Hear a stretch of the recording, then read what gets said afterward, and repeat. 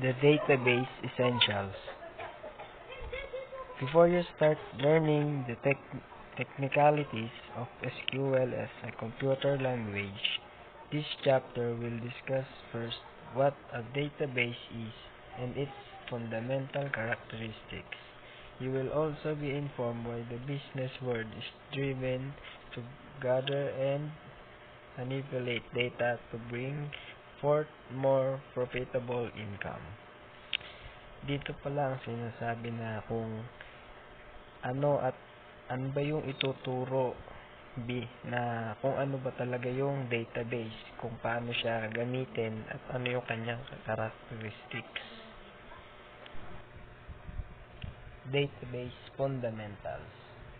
Maraming paraan para malaman o masabi kung ano ba talaga ang database.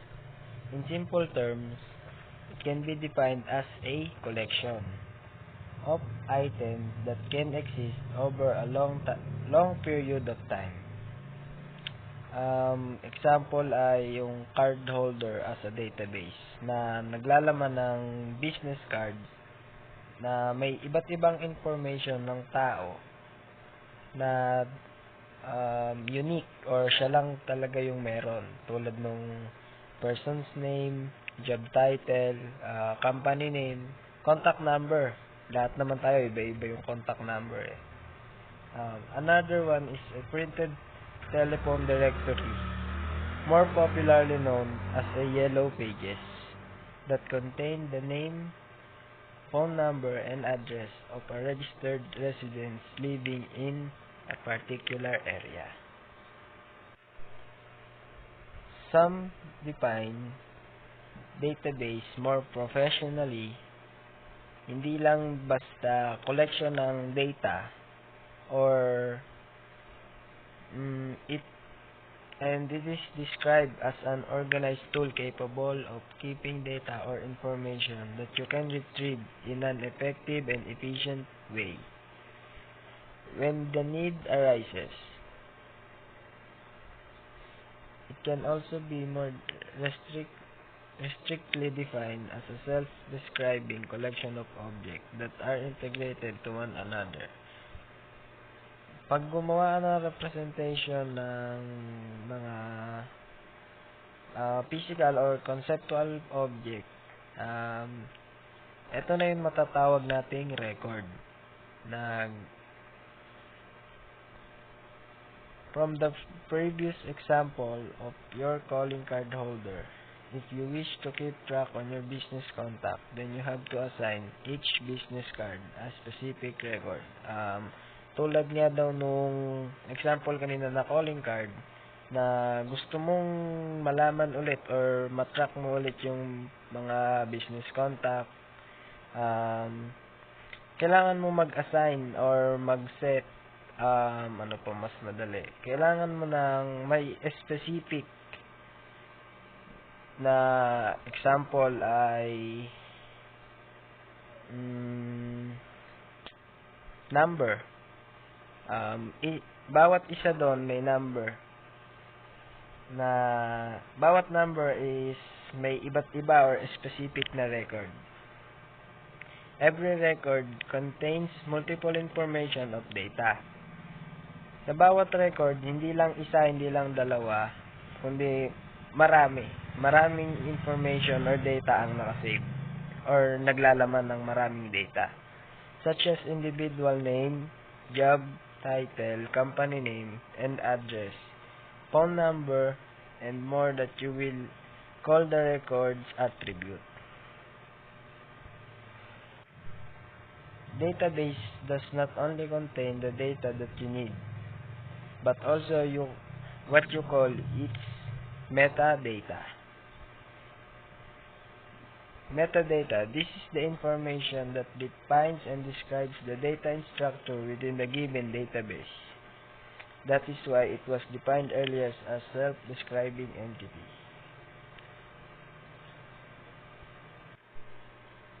Tinawag itong metadata dahil tinitignan din siya or sinasabi din na yung bawat data structure niya na may given database ay natatawag or tinatawag na self-describing entity na doon mo makikita talaga kung para kanino ba yung data na yun. Stored in a region called data dictionary. Those data retrieval will be faster if you know how information is arranged and stored. Furthermore, relationships exist among the data items since they are integrated to one another. Tulad nito, mas mapapabilis yung pagkuha or pag-retrieve or pagbabalik ng data kung alam mo kung paano mo inayos paano mo siya paano mo inayos at paano mo siya isinave. Yung relationship nila is makikita mo among the data item since na integrated naman siya sa iba. Check the following figure for sample illustration of what a database is. Tignan yung mga figure para sa mga sample na illustration kung ano ba talaga yung database. At ang database naman ay kahit naglalaman lang siya ng simple or kokonting record o sabihin man namin na marami or mabigat na record system, kahit compose pa ito ng million na record, it can be categorized into 3 types. At yung 3 types na yon ay yung personal, work group, or department, and enterprise. Bawat category ay kinakarakterize niya ang database base sa sukat. The machinery size into which is database run and how big the organization that message it. For example, 2 data na naglalaman sila na user, queries, object, and processes. Ito ang tatlong types ng database: personal, workgroup, department database, and enterprises database. Sa personal database, this is conceptualized and designed by a single person on a standalone computer. Its database structure is rather than simple and the size is relatively small. For example, your personal electronic address book. Sinasabi dito na ito ay ginawa para sa isang tao or sa single user na ang database structure niya ay hindi gaano kabigat or hindi gaano kalaki. For example lang, yung electronic address book. Dito naman sa work group or department database, this is assigned and created by individuals of a single work group or department within a certain organization. The database structure is larger and more complex compared as personal category, which is also accessed by multiple user. Dito naman, hindi lang isang tao ang pwedeng gumamit ng database. Pag sinabing group work or department database, ito ay dinisenyo at binuo ng mga individual sa isang work group or department na doon lamang sa kanilang organization. Ang database structure nito ay mas malaki at more complex kumpara sa personal database category. Enterprise database. Among the 3 categories, this type is conceptualized and created to handle the entire flow of information of very large organization. Thus, the database design involves far more complex structure. Ang enterprise database ay ito ang conceptualize at binuo para magamit or para mas madaling ma-handle yung buong flow ng information, yung isang malaking or ng flow ng isang malaking organization na ang database nila ay dinisenyo para sa mas marami o mas malaking complex structure. Relational Database Fundamentals. Taking the discussion further into a more technical aspect, a relational database is an entity consisting of logical units known as tables. This relational database model was first formulated by Dr. E. F. Codd in 1970. How the tables are related to each other defines their relationships. In this scenario, data is simplified into smaller, yet more logical and manageable units that optimize the database performance. The following figure shows an illustration on how the various components of a relational database are connected to each other. So, eto po,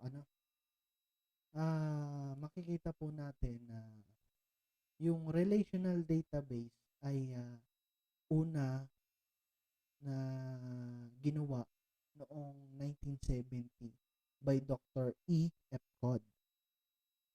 At ito pong relational database ay nagpapadali pero mas logical pero mas madaling i-manage. Kumbaga yung paggagawa ng database o nung database na iyong gagawin ay mas mapapadali pero mas logical, in a logical way. Pero mas manageable naman itong uri ng database na to. So, bakit magiging mas madali? So, dito po muna tayo. Di-discuss ko po sa inyo itong ating first table. Dito po sa ating first table, meron po tayong customer ID 1, 2, 3, and 4. Si customer ID number 1 may pangalan na Cathy Ale or whatever that pronounce.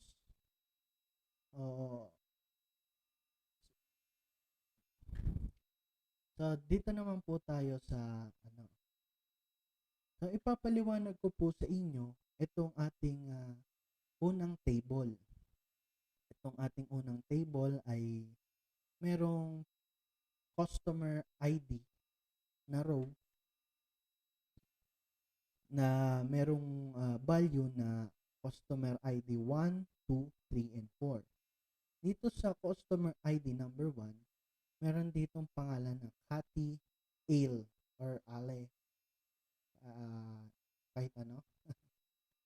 At dito sa name na to, si Cathy Ale ay may position na president sa company na Tile Industrial sa lugar ng Texas at ito yung kanyang contact number, etc. So, dito sa ating unang table, pinapakita dito na meron tayong isang row dito sa table na nagpapakita ng uniqueness ng ating mga nilalaman o ng ating data dito sa na kung saan kasi pagka nilagay lang natin ay Cathy Ale, marami siguro ang kapangalan niya o katulad na pangalan. So, magkakaroon ng problema. So, dito, nilagay yung customer ID. So, ito yung ating magiging primary key. Okay? Tapos, itong primary key na to, siya yung kumbaga, siya yung magre-represent sa pangalang Cathy Ale na may posisyong president, etc. So, kumbaga, ah, pagka hinanap yung Cathy Ale, so, ang kailangan lang nating hanapin is yung customer ID. So, edi, okay na. Meron na tayong customer ID. So, dito naman sa ating pangalawang table, ganun din. Meron tayong order ID, 1, 2, 3, and 4, na may date kung kailan in-order. Tapos, dito lalabas yung customer ID. Diba? Ibig sabihin, si customer ID number 1 ay may order ID na number 1 na umorder ng taong 2016, May 23. At yung product na kanyang in-order ay product ID number 4, tapos yung quantity ng kanyang product na in-order. So, para hindi magulo, pinapakita dito na yung relationship ng unang table sa pangalawang table. So, makikita natin dito na yung unang table may lamang mga data. Tapos yung pangalawang table may lamang mga data. So, na hindi lang dalawang table yan eh. Dapat tatlong table yan. So, dalawa lang yung pinakita natin sa ngayon. Pero, ganito yan.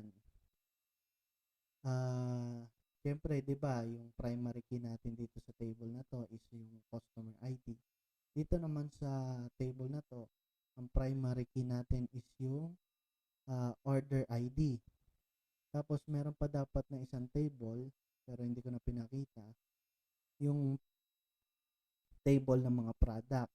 So, doon natin makikita yung, di ba, nakalagay dito, product ID number 4.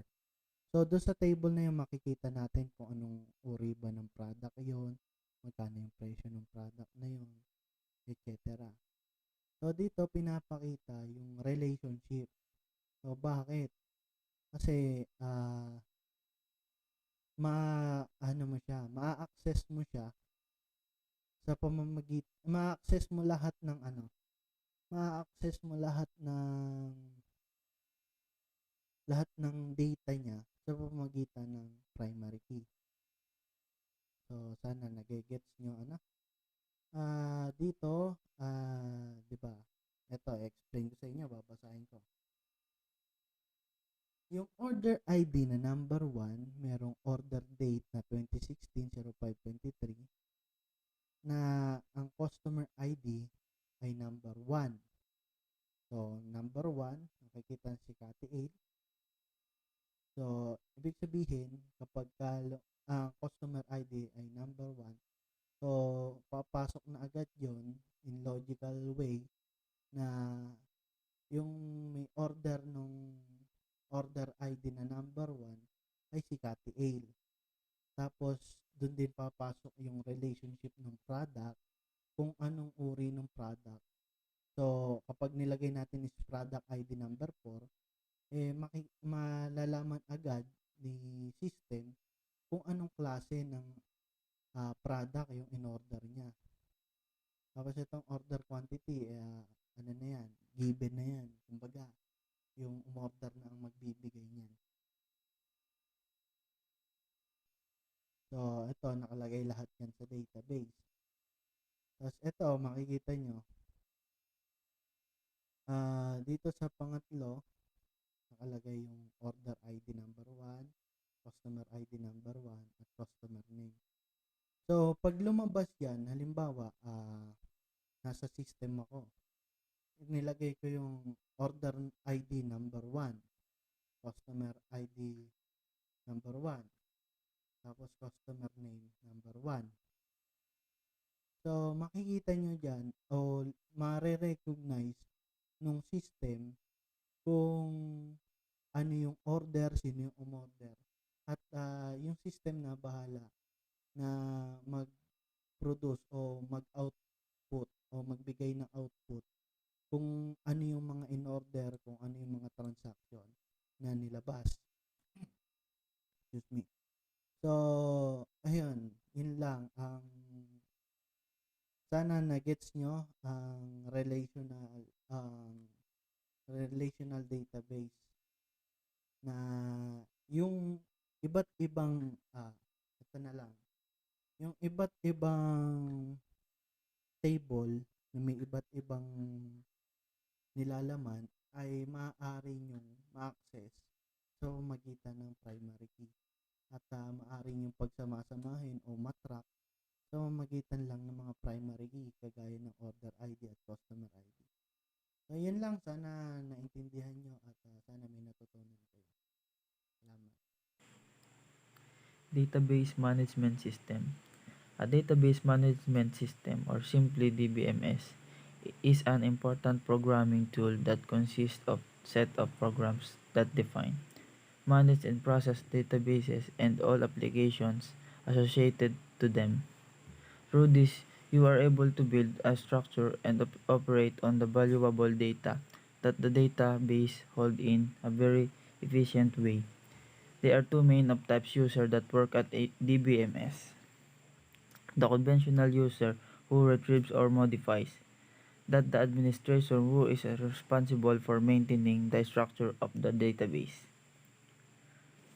Sir, ang database management system ay importante sa ating pagpo-program. Siya ang nagpapatakbo at nagmamanage ng mga application. Sa pamamagitan nito, nakakabuka o nakapagpatakbo ng mahalagang data. Merong dalawang uri ng DBMS. Ito yung nagbabago ng data or nag-update. Yung pangalawan naman ay ito yung nag-aalaga at nagpapanatili sa nilalaman ng database.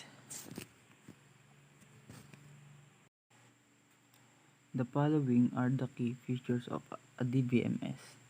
Allows the creation of new databases and their data structures. Okay lang daw po dito na gumawa ng bagong data. Pangalawa naman po ay allows data query and modification using an appropriate programming language. Sir, ito po yung data na query na nagagamit at nagbabago gamit ang programming language na nararapat o para talaga sa data na ito. Pangatlo po ay allows the storage of vast amount of data over a long period of time. Pwede rin daw po dito ang mag-stock ng maraming data ng mahabang panahon. Pang-apat naman po, enables database recovery in times of failure, error, or intentional issue. Kaya din daw po nitong mag-recover ng mga data na nag-error. Controls data access from many users at once. Kaya din daw po nito kontrolin ang mga nag-access ng data na gumagamit ng sabay-sabay.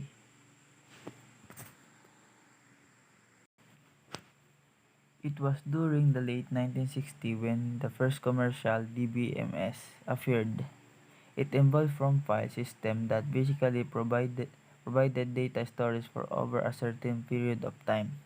Through such a system were capable of storing tremendous amount of data. Computer professionals still have to face problems of data loss and inefficient information retrieval system. There are also issues on control access where errors occur when two users modify the same file at the same time.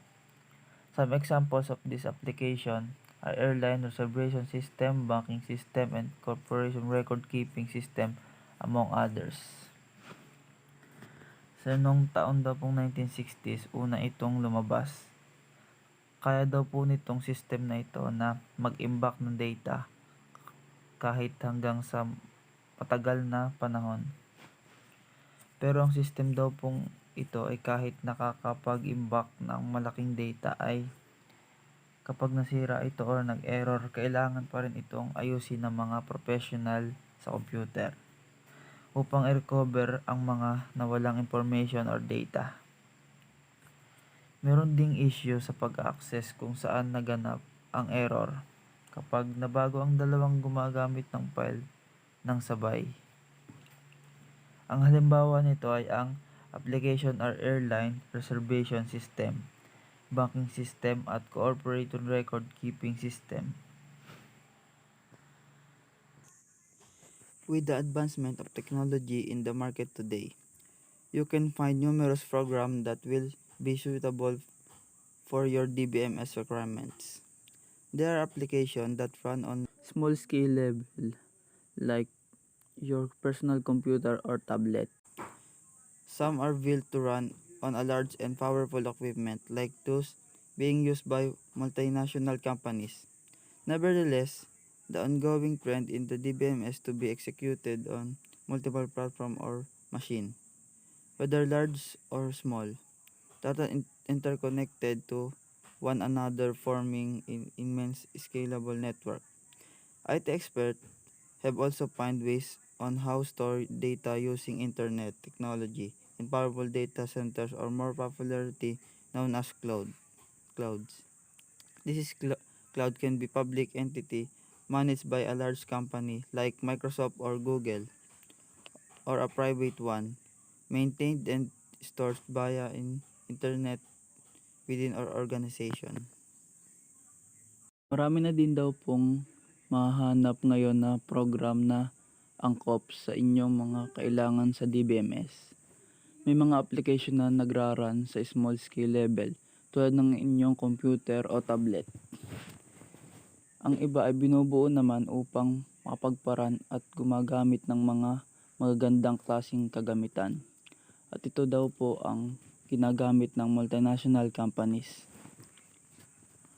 Ang patuloy na pagpapatakbo ay para sa DBMS upang mapagana ang maraming platforms o machine, malaki man o maliit.